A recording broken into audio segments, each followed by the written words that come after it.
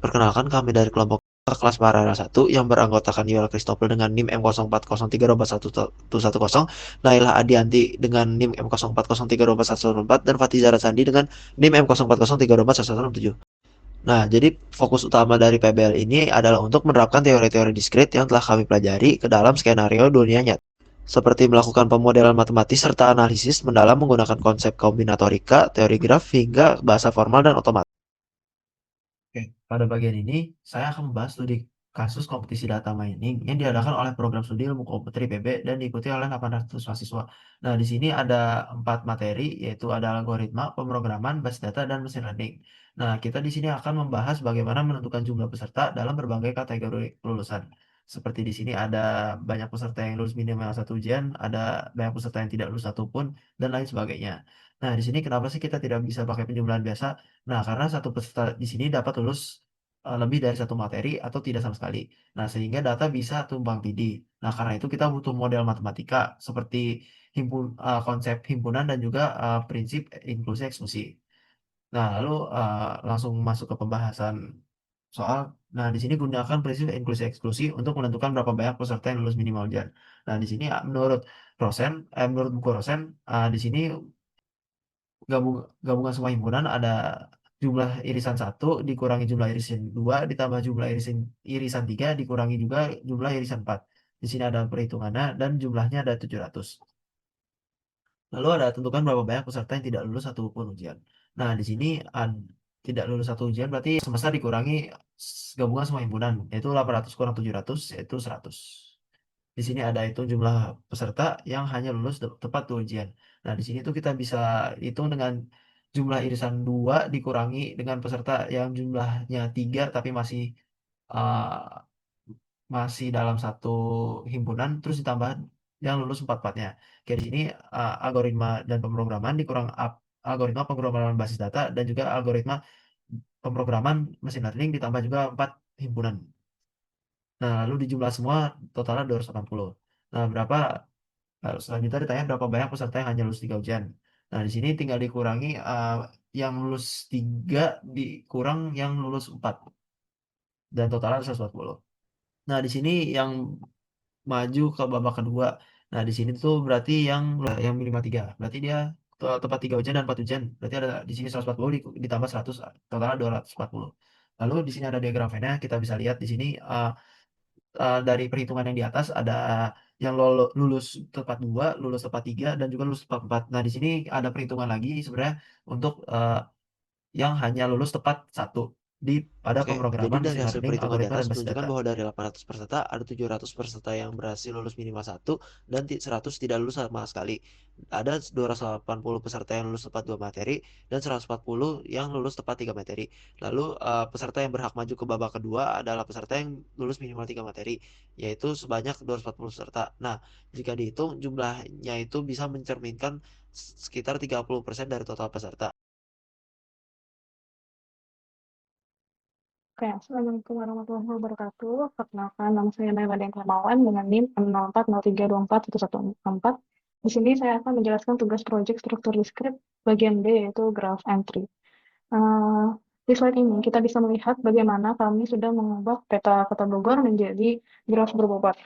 Titik-titik simpul ini mewakili 16 lokasi strategis mulai dari stasiun, balai kota, hingga kampus-kampus yang ada di Bogor ini.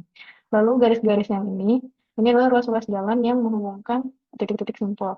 Graf ini memiliki dua bobot, yaitu jarak dengan bobot kilometer dan waktu tempuhnya bobotnya menit.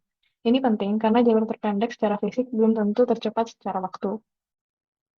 Masalah pertama yang saya selesaikan adalah mencari rute jalur terpendek dari dari stasiun ke IPB ini, IPB Dramaga. Untuk soal ini kami menggunakan algoritma Dijkstra. Kenapa menggunakan Dijkstra? Karena algoritma ini mampu menghitung akumulasi bobot paling minimum dengan sangat akurat.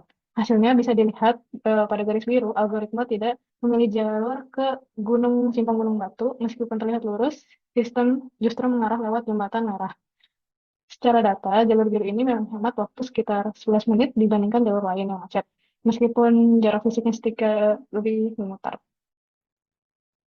Selanjutnya, masalah yang kita selesaikan adalah soal efisiensi anggaran perbaikan jalan.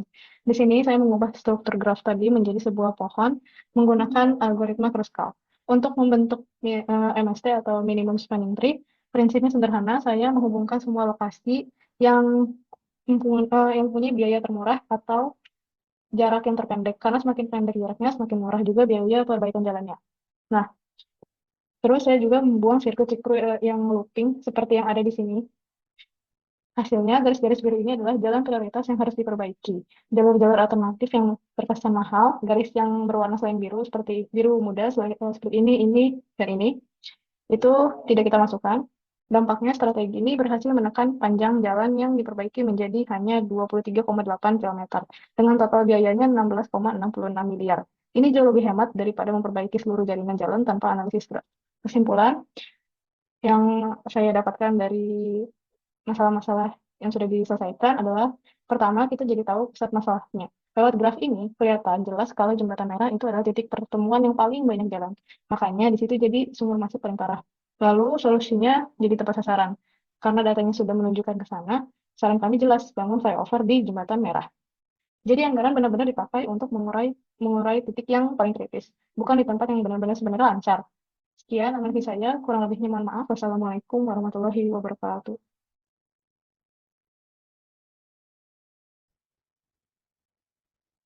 Assalamualaikum warahmatullahi wabarakatuh. Perkenalkan, nama saya Christopher Napitupulu dengan NIM M0403241110. Jadi pada kali ini saya akan menjelaskan tugas kelompok struktur diskrit, lebih spesifiknya bagian C, bahasa formal dan automata. Jadi pada bagian C sendiri terdapat 3 persoalan dan kelompok saya memutuskan untuk mengerjakan persoalan ketiga, yakni bahasa semua string biner yang tidak mengandung substring satu-satu. Jadi masuk ke persoalan pertama. Kita diminta untuk mendefinisikan bahasa secara formal. Jadi bahasa pada soal ini kita konversi bahasanya menjadi seperti ini, yang mana artinya itu himpunan semua string biner W yang tidak mengandung dua angka satu yang muncul secara berurutan. Nah, jadi angka satu itu boleh muncul tapi nggak boleh berdampingan atau berhimpitan dengan angka satu lainnya. Sementara angka 0 itu dapat muncul kapan saja dan berapa kali pun tanpa adanya batasan. Masuk ke perintah kedua, yakni kita diminta untuk membuat automata hingga DEVA atau NEVA. Jadi DEVA yang sebagaimana kita tahu didefinisikan sebagai 5 tuple. Ada Q besar itu himpunan state, ada Q0, Q2, ada si sigma yang merupakan alfabet input semua string biner 01, Q0 sebagai start state, F sebagai final state, Q2 dan juga Q2 sebagai reject state. Kemudian ada fungsi transisi, ini saya bentuk sebagai tabel transisi. Untuk lebih lengkapnya akan saya jelaskan di akhir. Juga untuk masuk ke bagian C, kita diminta untuk menggambar diagram keadaan atau state diagram.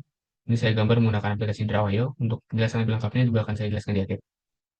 Oke, masuk ke persoalan D. Kita diminta untuk memberikan 5 contoh string yang diterima dan 5 yang ditolak. Jadi string yang dapat diterima itu intinya adalah string yang tidak mengandung satu-satu. Nah, contohnya itu ada string kosong, 0, 1, 1010, dan string-string lain yang tidak mengandung satu-satu. Sementara untuk string yang ditolak adalah string yang mengandung satu-satu. Contohnya ada 11, 110, 011, dan string-string lainnya yang mengandung satu-satu. Nah, kemudian masuk ke perintah terakhir, kita diminta untuk memberikan penjelasan sederhana mengapa automata tersebut bisa bekerja. Oke. Nah, untuk penjelasan tersebut, saya akan menjelaskan melalui tabel state diagram ini, state diagram dan juga tabel fungsi transisi.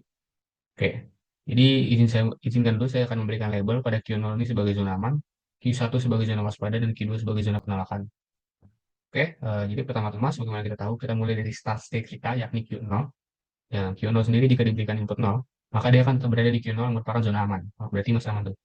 Jika diberikan input 1, dia akan masuk ke Q1 yang kita sebut sebagai zona waspada. Oke, sekarang kita anggap posisi kita berada di Q1. Q1 jika diberikan input 0, maka dia akan kembali ke Q0. Q0 merupakan zona aman tadi.